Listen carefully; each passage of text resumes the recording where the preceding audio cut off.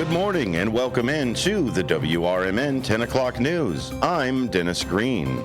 Coming up today, they're building a legacy. U46 names the new Elgin Middle School after a teacher who received a kidney transplant. A hearing also begins for the 2021 shooting of a Bensonville police officer. Also, we'll go over a few other things happening in the suburbs. We'll talk about the Des Plaines talks on e-bikes and Aurora man found guilty of murder in a 2022 shooting. But first, let's run down our weather. It's currently 57 degrees here in Elgin as we march up to our high of only 58 on this sunny day. Low of 30 for today. Tomorrow, the clouds come in with a high of 57 and a low of 49. Cloud coverage stays for that Friday, but we get a few more degrees with a high of 64 and a low of 39. Rain happening on Saturday with a low of, or rather a high of 48 and a low of 29. That means that snow is just around the corner. We'll begin like we normally do with yesterday's lottery numbers. That's right, it's the drawing for Tuesday, November 4th. Here are the results. Good luck. The midday pick 3 comes in at 000 with a 0 on the end. Midday pick 4, 9970 with a 1 on the end. The evening pick 3, 952 with a 6. The evening pick 4 comes in at 2353 with a 4 on the end. The midday lucky comes in at 8, 22, 23, 27, and 40. And the evening lucky 5, 33, 34, 35, and 39. The Mega Millions worth $800 million. 11, 14, 17, 50, 57 with a 6 on the end. Good luck. You have up to 1 year to claim your prize. Des Plaines City Council on Monday debated proposed regulations for electric bicycles, scooters, and similar motorized vehicles, but didn't finalize a plan. A revised proposal could come back to the council as soon as the next meeting, which is set for 7 p.m. November 17th at City Hall, 1420 Minor Street. A video recording of Monday's meeting is available online at desplainesil.gov. Regulations for e-bikes and similar machines have been added to the books in Hoffman Estates, Mount Prospect, Palatine, Libertyville, Schaumburg, and other suburbs in recent months. Libertyville is having a recycling event. A solid waste agency of Lake County will host its annual holiday recycling event from 11 a.m. to 1 p.m. Saturday, November 8th at Adler Park Lodge, 1640 North Milwaukee Avenue in Libertyville. The following items can be dropped off for reuse, recycling, and donation. Holiday lights, new and gently used leashes and harnesses for cats and dogs, dog and cat treats, monetary donations for Our House of Hope Rescue, and donations for Libertyville Township Food Pantry. Visit swalco.org for specifics regarding items to be recycled or donated. Confidential documents will be collected for shredding and recycling. 5 banker boxes or paper bags per household will be accepted, or until the shred truck is full. No businesses or business documents will be accepted. When we come back, we'll hit our first story about building a legacy. U46 names a new Elgin Middle School for a teacher who received a kidney transplant. Stick around, more 10 o'clock news just getting started. We'll be right back after this.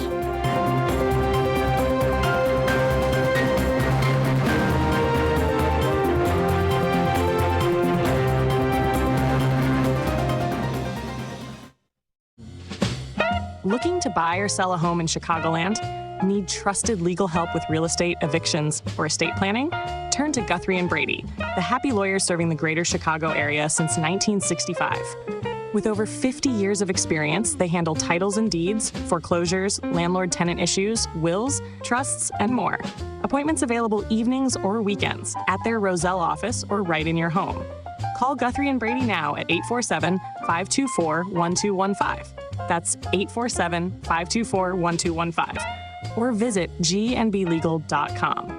Guthrie and Brady, personal, professional, affordable legal services for all of Chicagoland.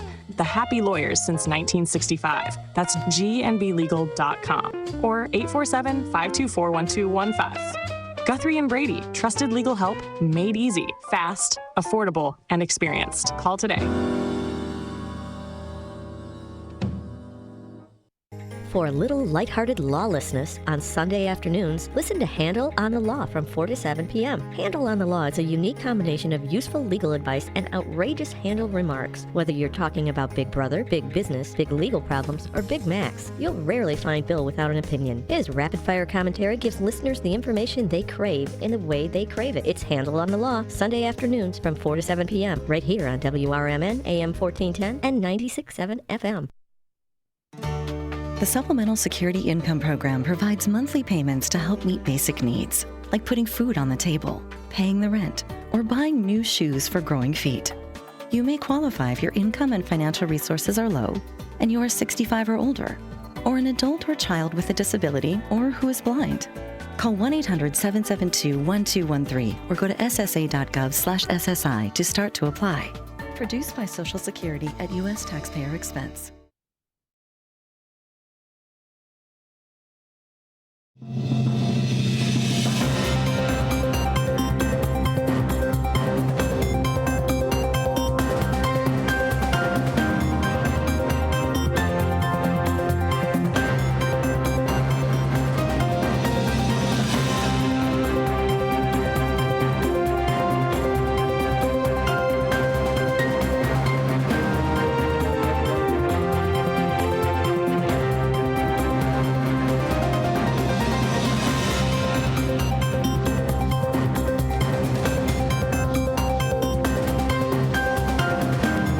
To the WRMN 10 o'clock news. I'm Dennis Green.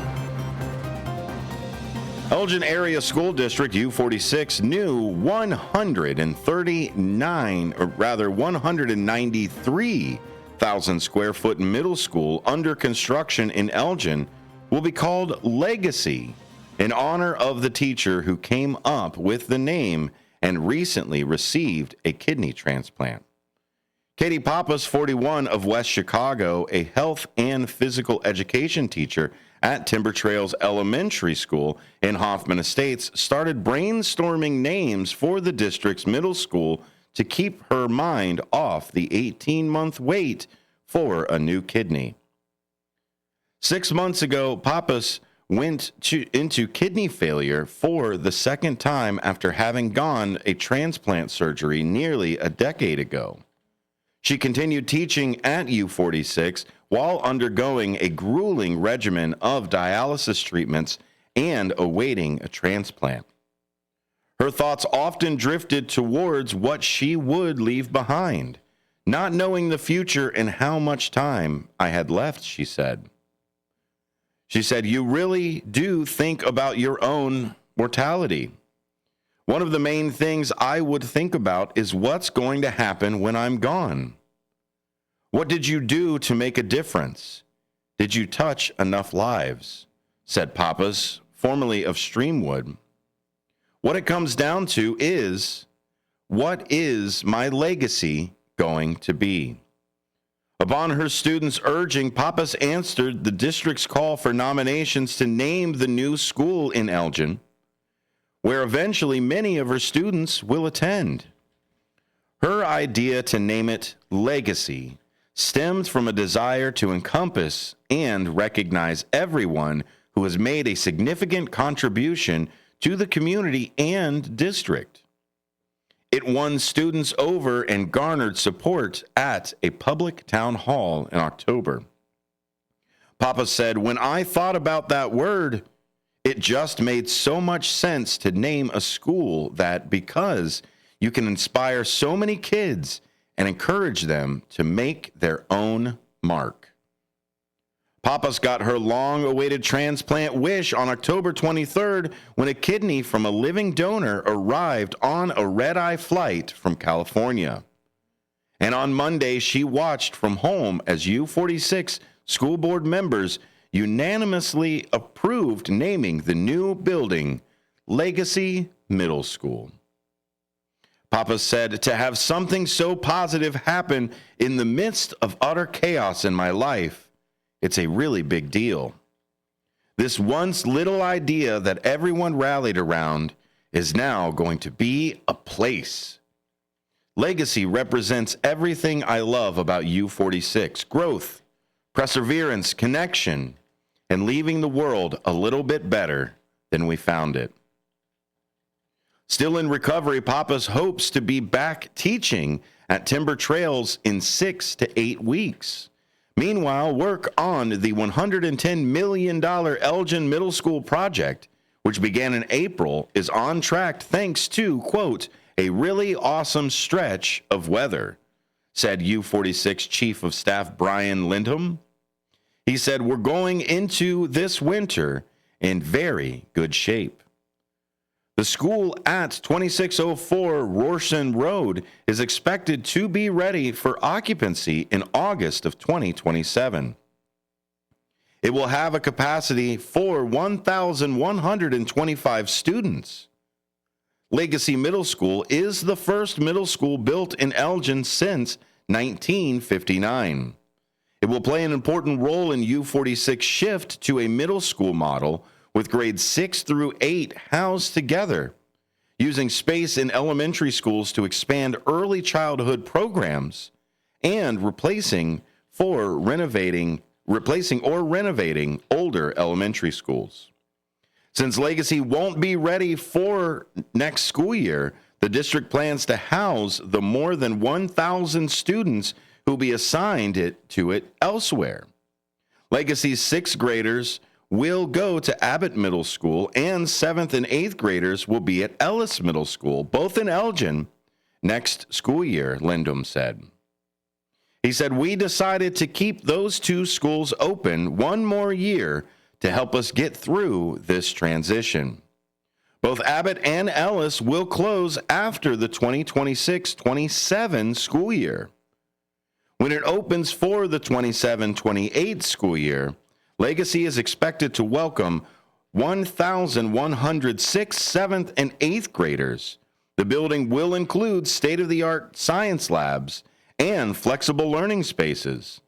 To build on its name, a legacy wall is planned outside the school's main office to celebrate local people who have contributed to U46 and its middle schools."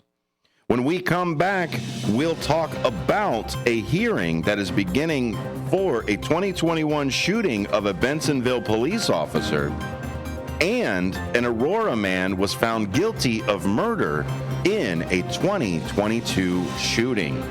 Stick around, we've got more local coverage here on the WRMN 10 o'clock news.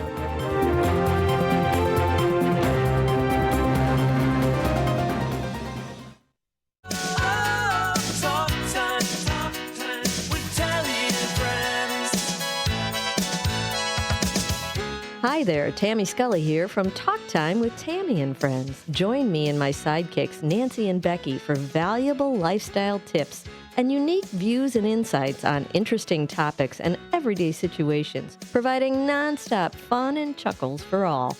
Get the scoop on consumer news, deep dive on current events, and learn about the newest economic trends, from exercise and gardening to music, travel, recipes, sports, pets, real estate, media, and everything in between. And it's all sprinkled with a healthy helping of bad dad jokes and interesting fun facts to boot. Tune in Mondays through Thursdays from 2 to 4 p.m.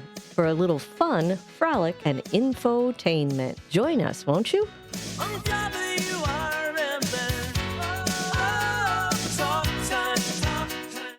Looking for a seed buying experience that's more humanized? Ready to trade a company that's oversized for an independent brand that's right-sized? Searching for elite hybrids that have been optimized, tested in your geography, and localized? Did we run out of words that rhyme, so now we have to use metaphysicized? Maybe so. But if you answered yes to any of these questions, then it's probably time you get Wiffleized. Choose Wiffles hybrids this season, and let's get familiarized. This year, America's First Responders Fest 2025 was a huge success, and we couldn't have done it without the Village of Burlington and Village President Mary Kay Welsen. Your support helped bring the Fox River Valley together in the Village of Hampshire to celebrate the heroes who keep us safe every day. Thank you, Village of Burlington, for standing behind America's First Responders Fest 2025 and for standing with those who serve.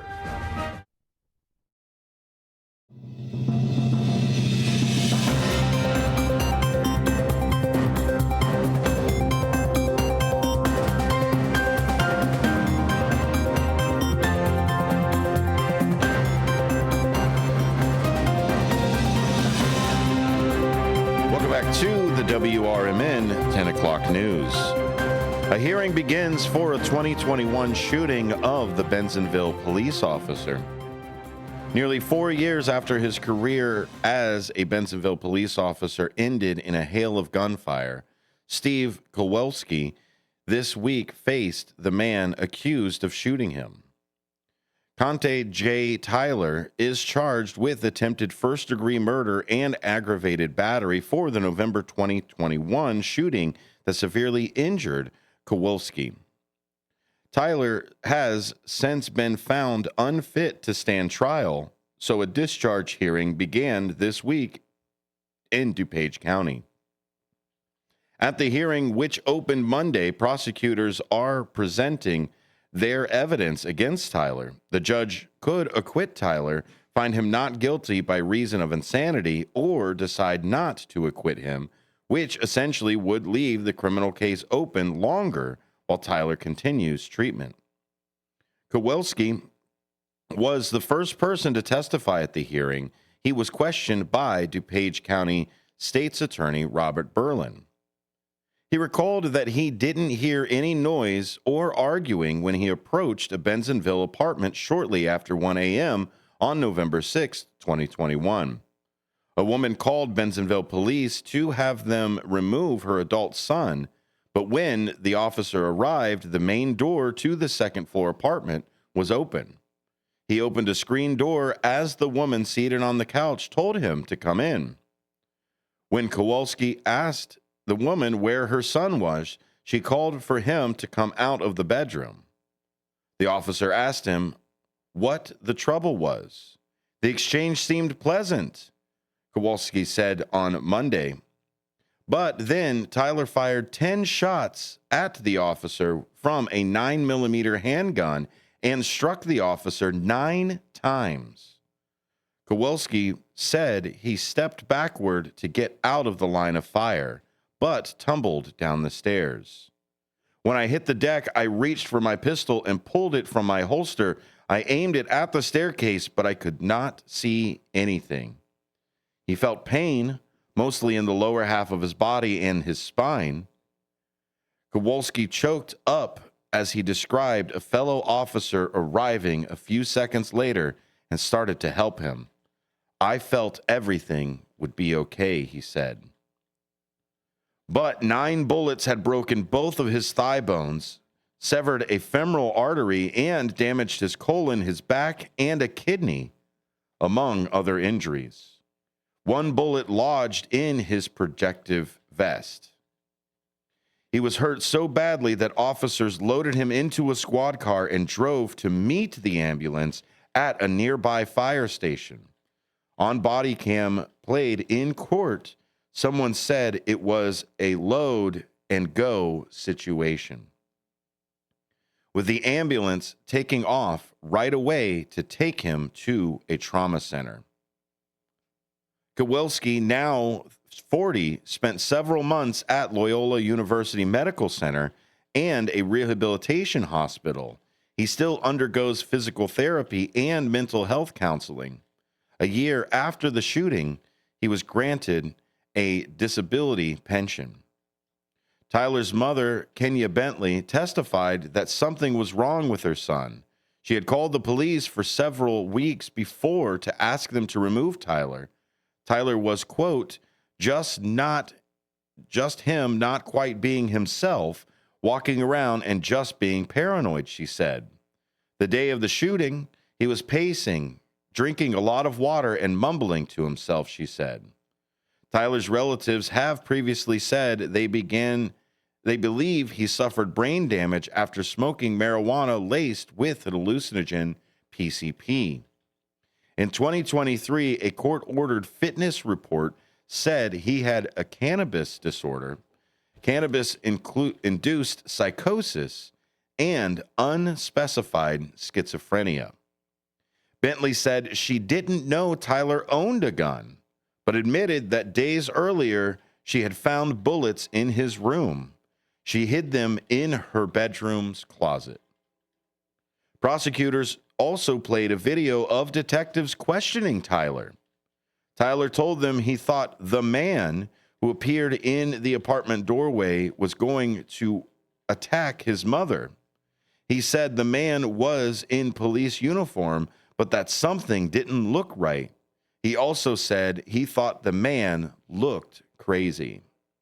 Detectives pressed him on that and also questioned him about his use of marijuana and whether he was upset about his mother calling the police.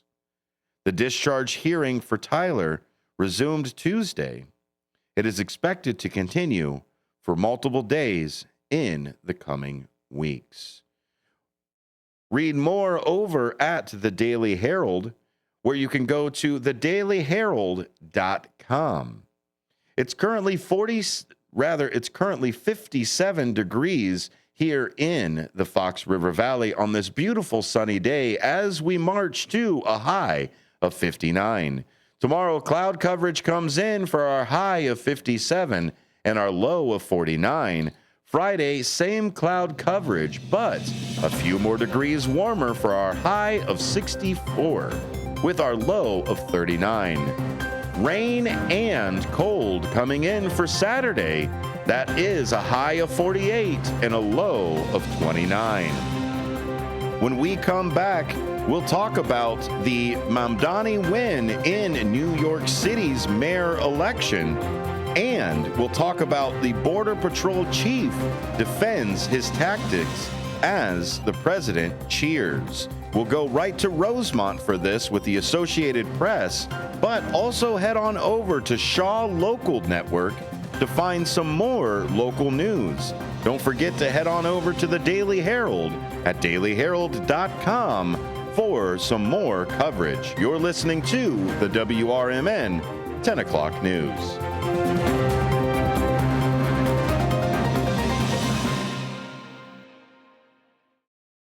I'm Trey Westerberg on 1410 WRMN Elgin, proudly serving the Fox River Valley. This update brought to you by Cintas. A fire destroyed a house in the 400 block of Grant Place in Aurora early Thursday morning after flames broke out in the attic. Aurora police helped evacuate 2 residents and their dogs, but thick smoke made it impossible to clear the other units. Firefighters battled flames on the second floor and attic, conducting extensive searches and overhaul before the blaze was fully controlled. Utilities were shut off, the home was deemed uninhabitable, and the Red Cross assisted the displaced tenants with temporary shelter. Federal agencies have issued new recalls affecting both food and medicine, including over 580,000 bottles of the blood pressure drug prazosin hydrochloride due to potential contamination with the cancer-causing chemical. Food recalls include California peaches for possible listeria contamination, as well as parsley and chicken products over salmonella concerns. The recalls were announced by the FDA, USDA, Consumer Product Safety Commission, and National Highway Traffic Safety Administration. Companies involved, such as Teva Pharmaceuticals and Amerisource Health Systems, issued voluntary nationwide recalls to protect customers. 2 federal judges in Massachusetts and Rhode Island ruled Friday that the Trump administration must keep funding SNAP, the nation's largest food assistance program, during the government shutdown by using emergency reserves. The decision allows the administration to decide whether to fund the program partially or fully for November. The USDA had planned to halt SNAP payments on November 1st. The Kendall County Sheriff's Office received a federal grant for the 2026 fiscal year to support traffic safety campaigns, according to officials. Funded through the Illinois Department of Transportation, the grant reimburses the Sheriff's Office for deputies' hours spent on enforcement aimed at reducing crashes and saving lives. The office plans to focus on campaigns like Drive Sober or Get Pulled Over and Click It or Ticket, targeting impaired driving, seatbelt use, and speeding, especially during high-risk times such as St. Patrick's Day and Memorial Day. Officials say the funding will help ensure road safety by holding traffic law violators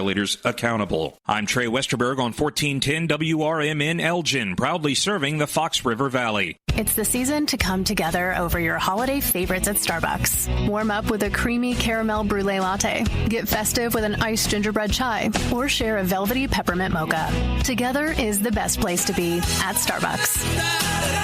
Find what you love and love what you find at Total Wine and More. There's so much waiting for you.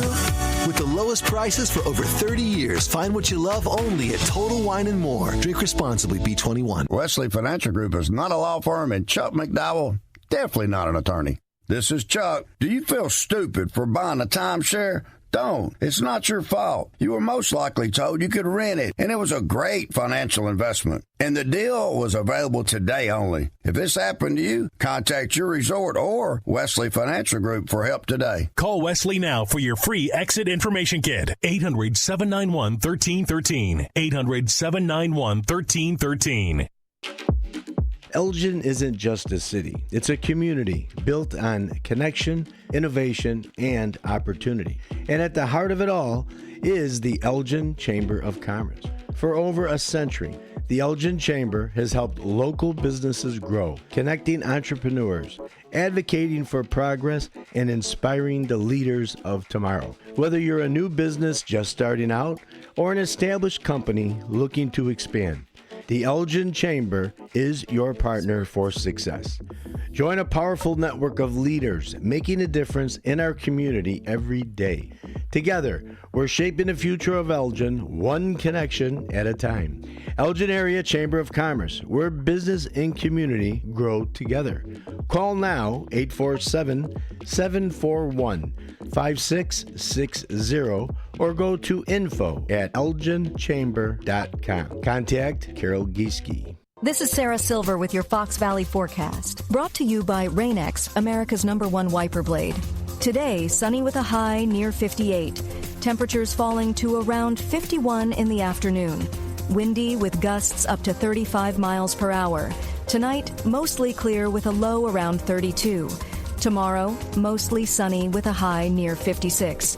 Currently, it is 58 with clear skies. I'm Sarah Silver on the Talk of the Town, WRMN. It's the season to come together over your holiday favorites at Starbucks. Warm up with a creamy caramel brulee latte. Get festive with an iced gingerbread chai, or share a velvety peppermint mocha. Together is the best place to be at Starbucks. Find what you love and love what you find at Total Wine and More. There's so much waiting for you. With the lowest prices for over 30 years, find what you love only at Total Wine and More. Drink responsibly, B21.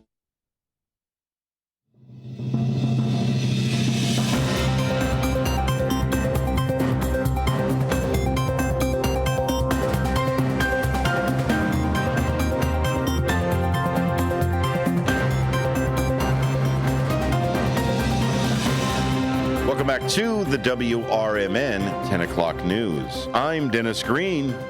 Our next story comes from the Associated Press, but is based out of Rosemont.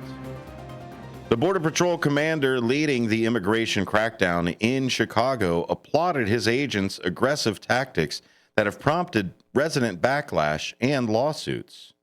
From his use of chemical agents to a helicopter raid on an apartment building, Gregory Bovino defended the approach of the U.S. Customs and Border Protection as appropriate and necessary for what he says are threats his agents have faced in the nation's third largest city.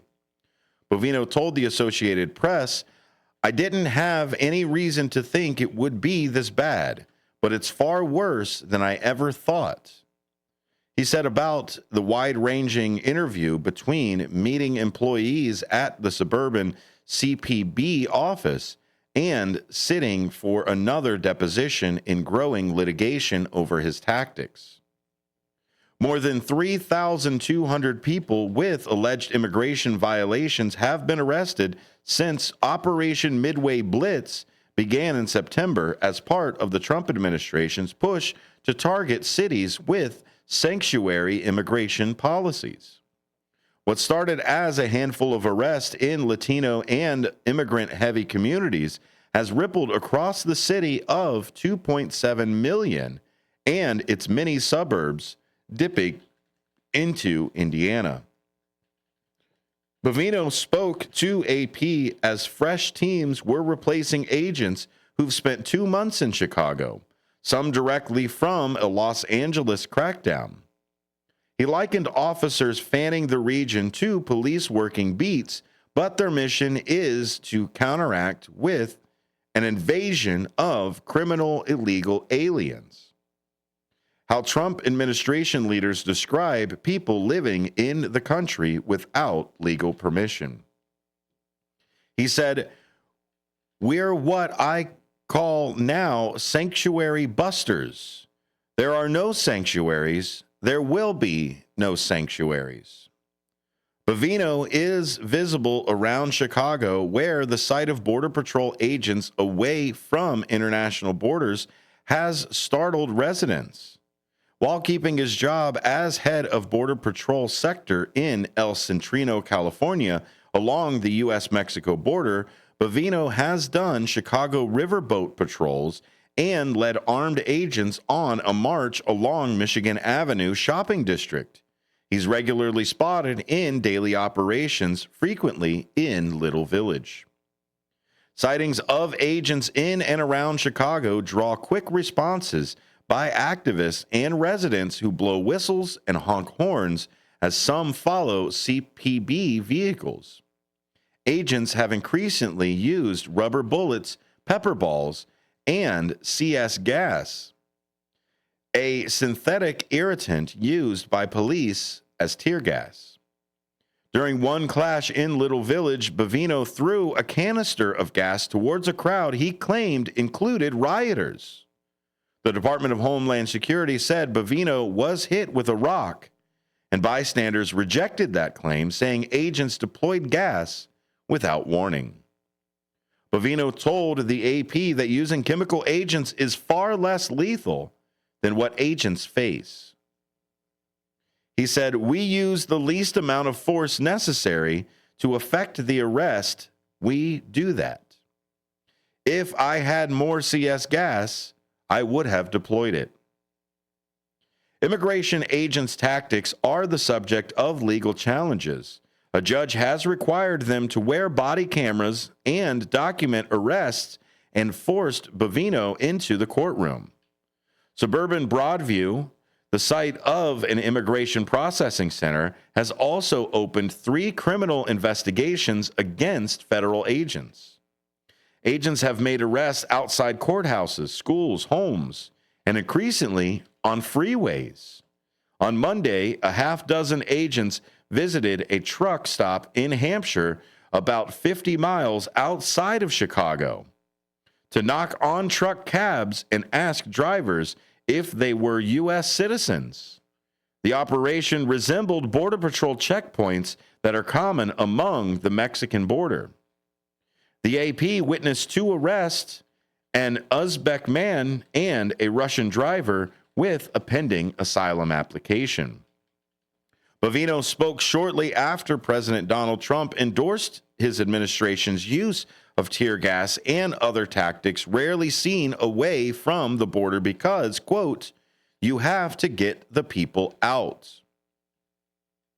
Trump said in a CBS 60 Minutes interview that aired on Sunday, "I think the raids haven't gone far enough because we've been held back by the judges, by the liberal judges that were put in by Biden and Obama." Judges have issued ruling in immigration cases are appointees of every president since Ronald Reagan and included jurists appointed by Trump. When we come back, we'll talk a little bit more about the Border Patrol and the ongoing side. The Washington Post has an article about the D.C. sandwich guy and how he is going to trial. The sandwich guy says the prosecution is half-baked. You're listening to the WRMN 10 o'clock news. We'll be right back after this. Children are the greatest joy and our best hope for a better future. Friends, they are the future. But did you know that millions of kids right here in our own backyard are facing hunger every day? Without healthy food, it's harder to grow, to thrive, to feel their best. The impact when children don't have enough to eat is tremendous because when you're hungry and your basic needs aren't being met, you cannot learn. Every child deserves to be fed. This is a problem we know how to solve. Food is not just food. It's energy, health, confidence, hope, and even love. Yes, love. Breakfast in the classroom contributes to kids being more focused, which leads to higher grades, and simply just their well-being. Learn more about how No Kid Hungry is helping end child hunger in America at helpnokidhungry.org. The Live Like Rue Foundation is a 501c3 charitable organization that assists owners and their pets through a cancer diagnosis by providing financial and emotional support. In memory of a dog named Rue, the foundation helps local shelters and rescuers by sponsoring animals with cancer who do not yet have a forever home. Live Like Rue is a beacon of light during a dark time. For support for your pet or to donate or volunteer, please go to livelikeRue.org. Again, livelikeRue.org. When tragedy strikes, you need more than a lawyer, you need a voice. Romanucci and Blandon fight for justice in cases of personal injury, wrongful death, civil rights, and medical malpractice. With over $1 billion recovered, their results speak loud. Call 312-458-1000 or visit rblaw.net. That's 312-458-1000. Romanucci and Blandon, national impact, personalized care. No fee unless they win. Proud supporter of America's First Responders Fest.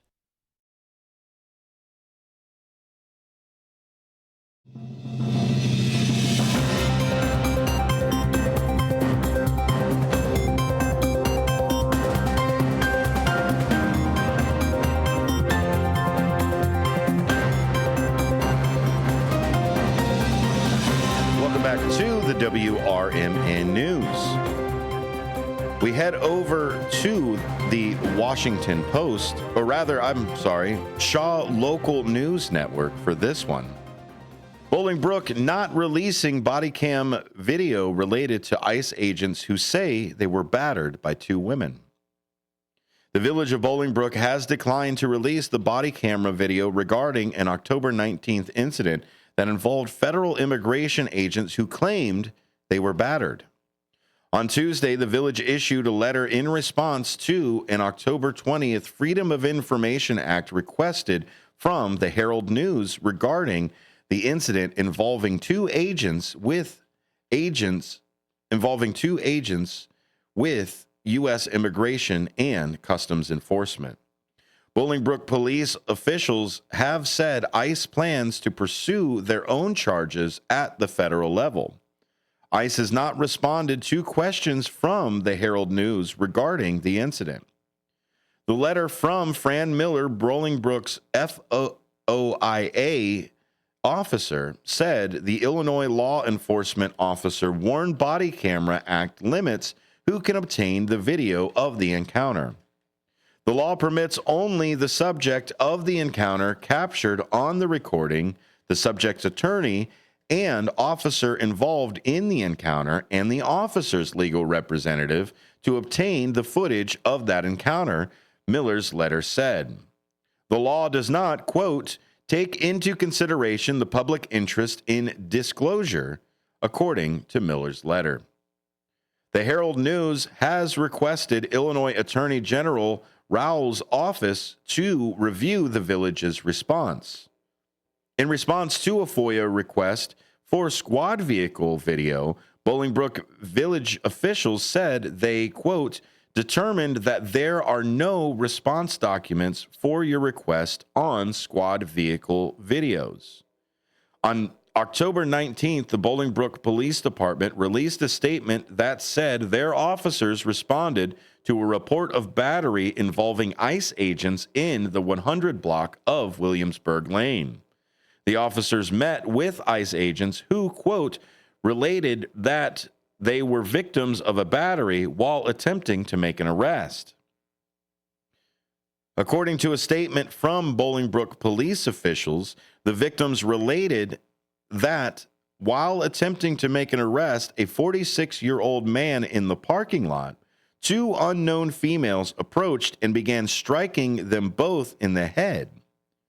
The females and the man then fled the area on foot and entered a nearby residence, police said. Medical attention was declined and no arrests were made. We'll head on over to the Washington Post for this quick one as well. The D.C. man who flung a sandwich to the federal agent in a show of resistance to President Donald Trump's takeover of local law enforcement went on trial this week as his lawyers blasted the Justice Department for what they described as excessive and ham-fisted policing. Attorneys for Sean C. Dunn, the 37-year-old Air Force veteran colloquially known as the Sandwich Guy, after video of an incident went viral on social media, have called the case against him, quote, a blatant abuse of power that came with, quote, a choreographed militarized raid on his small apartment and the threat of jail time. Julia Gatto, the attorney for Dunn, described the throwing of a sandwich as, quote, harmless gesture that did not constitute forcible assault, which the law requires for a conviction. Sean Dunn expressed his opinions, Gatto said in her opening statement Tuesday. He expressed them loudly and expressed them maybe you think vulgarly, but he expressed his opinions, but words without force are never assault. Federal prosecutors said they had an ironclad case amply supported by legal precedent, as well as video of the sandwich hurling and Dunn's statement to the police officer the night of the incident. I did it. I threw the sandwich, he said. Prosecutor John Parran said in his opening statement, no matter who you are, you can't just go around throwing stuff at people because you're mad. You can't do it to your neighbor. You can't do it to a federal law enforcement. He added, the trial will once again test the limits of U.S. Attorney Jeanine Pirro's policy of seeking the maximum penalties for all D.C. arrests. Judges have criticized Pirro's office for rushing to charge others with felonies only to downgrade or dismiss the charges after the defendants spent time in jail. The U.S. Attorney's Office initially sought to charge Dunn with the felony assault of a federal agent, but grand jurors declined to indict Dunn, and prosecutors downgraded the charge to a misdemeanor. You can read more over at the Washington Post. Don't forget, we're also getting some of our news from the Associated Press and also the Shaw Local Network. When we come back, 2 people are found dead in a car in Crystal Lake neighborhood. And Compton Township acquires another 113 acres of open space through the Conservation Foundation. And Hanover Township is having a great Thanksgiving tribute. Stick around, we've still got more WRMN 10 o'clock news coming up after this.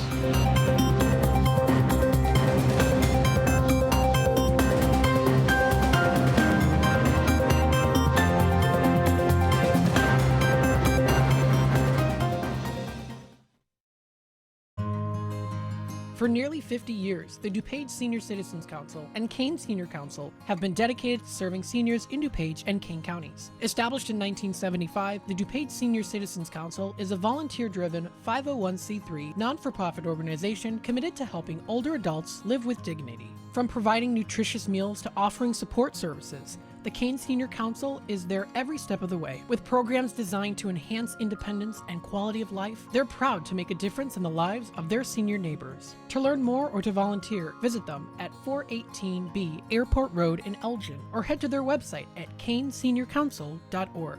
Give them a call at 630-338-0999. That's 630-338-0999. That's the Kane Senior Council, caring for seniors because they deserve to live with dignity and respect. Visit caneseniorcouncil.org or call 630-338-0999 today. They were best friends, inseparable in fact, until the day Miguel died. Every day his friend visited Miguel's grave. Rain, wind, weekends, holidays, every day. Miguel's closest friend, Capitan, his German Shepherd, is a symbol of loyalty to which we can all aspire. Loyalty. Pass it on from passiton.com. When you're high, you feel different. You think different, you talk different, you draw different, you listen to music different, but you probably knew that.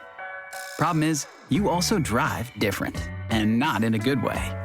That's why driving high is illegal everywhere. So if you're high, just don't drive. Make a plan to get a sober ride. Because if you feel different, you drive different. Brought to you by NHTSA and the Ad Council.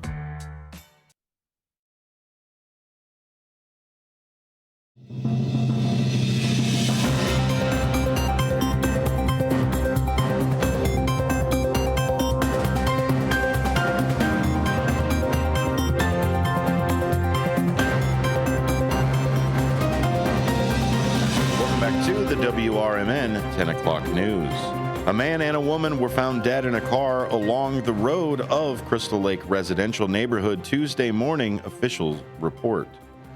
The Crystal Lake Police and Fire Rescue Departments received a call at 5:32 a.m. Tuesday on the 700 block of Coventry Lane for a report of two people possibly asleep in a vehicle parked on the roadway, according to Crystal Lake Police Department news release. When the officers arrived, they found a woman about 20 years old and a man about 32 years old, unresponsive with no visible signs of injury, officials said.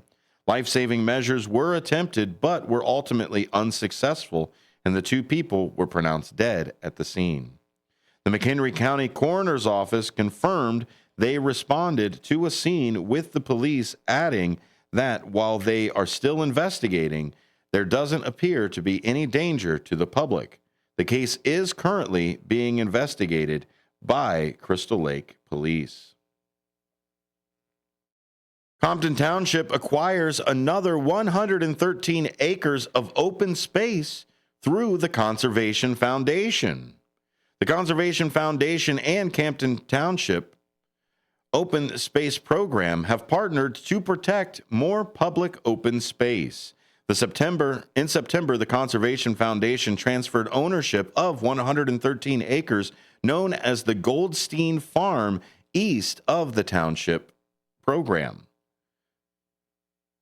The foundation bought the farm in 2023. The township open space program earned $903,000 through a federally funded Land and Water Conservation Fund grant from the Illinois Department of Natural Resources. The Conservation Foundation's president and CEO, Brooke McDonald, said in a news release, "This is the 12th time we have helped the township acquire more open space in Compton Township since we started our partnership back in 2000. Compton Township Supervisor John Kupar also noted the township's 25-plus year relationship with the foundation, which he said has, quote, helped the township develop and implement the strategies to successfully win 3 referendums over those years. The property will join more than 1,100 acres of forest preserve and township open space in central Campton Township.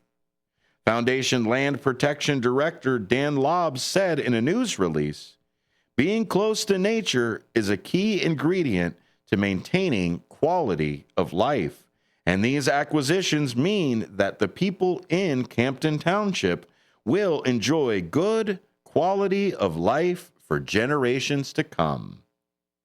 Visit CamptonTownshipOpenSpace.com or theconservationfoundation.org for more information. Geneva Park District and the city's Natural Resources Committee are having a pumpkin smash from 9 a.m. to noon, November 8th at the Community Gardens at Prairie Green, Peck, and Britcher Roads. All decorations should be removed before recycling, and local vendors will sell food and hot drinks. Hanover Township is also looking to distribute Thanksgiving meal boxes to families beginning from 9 a.m. to 3 p.m. November 19th at the Hanover Township Astor Avenue Community Center at 7431 Astor Avenue in Hanover Park. Registration is required at the community center. Meal boxes will also be distributed during those same hours on Thursday, November 20th and Friday, November 21st, while supplies last. Residents must provide a valid ID or food pantry card. Only one meal box will be distributed per household. Each meal box contains a 12 to 14 pound frozen turkey, canned fruits and vegetables, gravy mix, potatoes, stuffing mix, coffee, and dessert. For more information, call the Hanover Township Department of Human Services at 630-540-9085 or visit the Community Center. Thank you for listening to the WRMN 10 o'clock news. I'll be back tomorrow for more local coverage here in the Fox River Valley and the surrounding region. I'm Dennis Green. You can always watch the 10 o'clock news on YouTube at 10 o'clock live or follow behind and watch it after it's posted at 11. Stick around for more WRMN after this.